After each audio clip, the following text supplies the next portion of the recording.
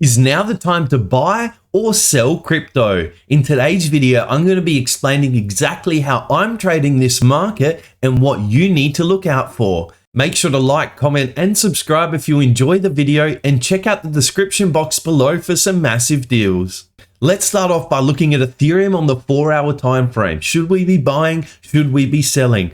I'll explain everything now. First off, we see that Ethereum made a 3-push wedge. Once a 3-push wedge happens, 1, 2, 3, we expect 2 pushes to the upside before a continuation of the trend back down. As you can see here, we've had one solid push up, we had then a retracement, and then we've had this second push up. So is it now time to be looking to sell and expect an even lower push to the downside? Just scrolling out a little bit further, but still on the 4-hour time frame, you can see here that Ethereum actually made a symmetrical triangle.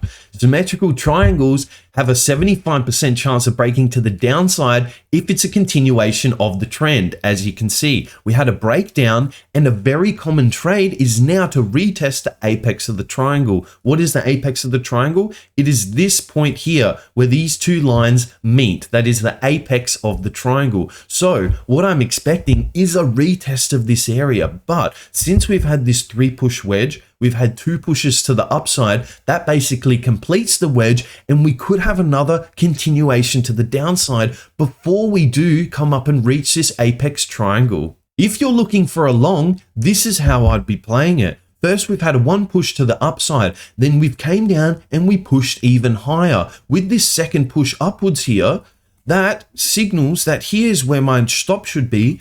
Why is this my stop loss? The reason being is we pushed up, we made a low, and then we pushed even higher. Once we pass this high, this is now the swing low position, and there's going to be a lot of liquidity of stops there because a lot of trading strategies revolve around this. If we were to go to the long side, I'm actually expecting this liquidity pool to be tested because there's about 100, let's say there's $500 million of liquidity there. People can see that and actually see that there's $500 million of orders. There's basically $500 million of potential that they can change. So what they'll do is they'll push the price, they'll force those $500 million of orders into the market, then they'll start buying those orders because they'll be getting out to sell. They would have been bought. How do you get out of a buy position? You have to sell. Once they sell, those other people are coming in to buy. It's going to completely crash down. So you might see a quick little spike through that price, and then you'll see a continuation potentially to retest this high and potentially make a bit of a head and shoulders pattern, make a head, shoulders,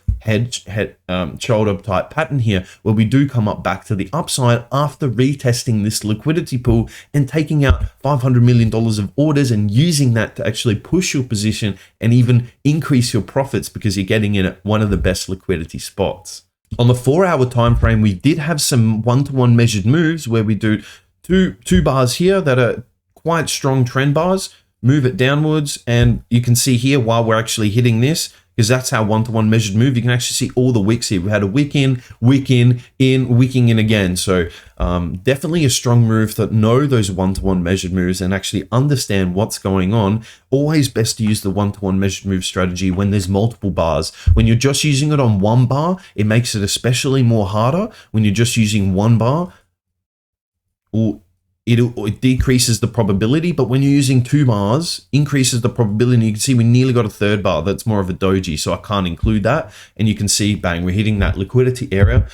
2 bars, trend bars in the same direction. Use that as the one-to-one. It's going to increase your probability of all those trades. Now let's come to the 30-minute time frame. This is where it started to become a little bit more obvious that we're actually going to push to the downside and that at least a short-term short was the best option. As you can see here, we made this high.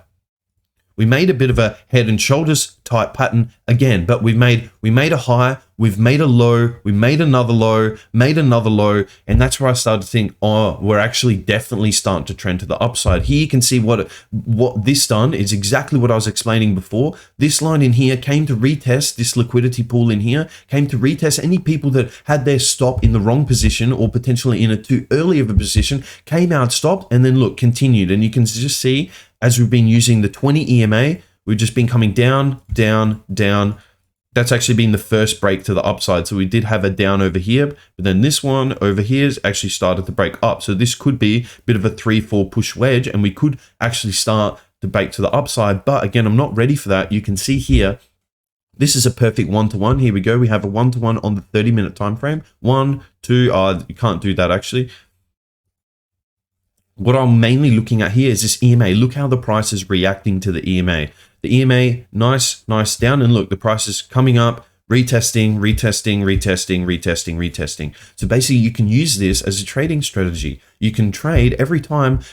When we're in a short market, you can use these bull pushes to actually get into a better short position, ride it down. Use these bull pushes to get into a better short position, ride it back down. Use the average prices to get in on a better short position, ride it back down. Use the average price, back down. And so that's why you got to figure out that we're in a trending market. When you've seen that we're in a trending market on the 30-minute, 4-hour, 5-minute time frame, that's when you need to take those trades. And that's why I prefer to actually have multiple time frames up. I like to have the 5-minute, I like to have the 30-minute, and I like to have the 4-hour time frame, so I can cover everything. Sometimes I can't see this trading exactly on the 5-minute time frame, but I can see it trading really well on the 30-minute time frame. Sometimes I can't see this on the 4-hour time frame because there's just 3 or 4 bars, but I can see it really well on the 30-minute time frame.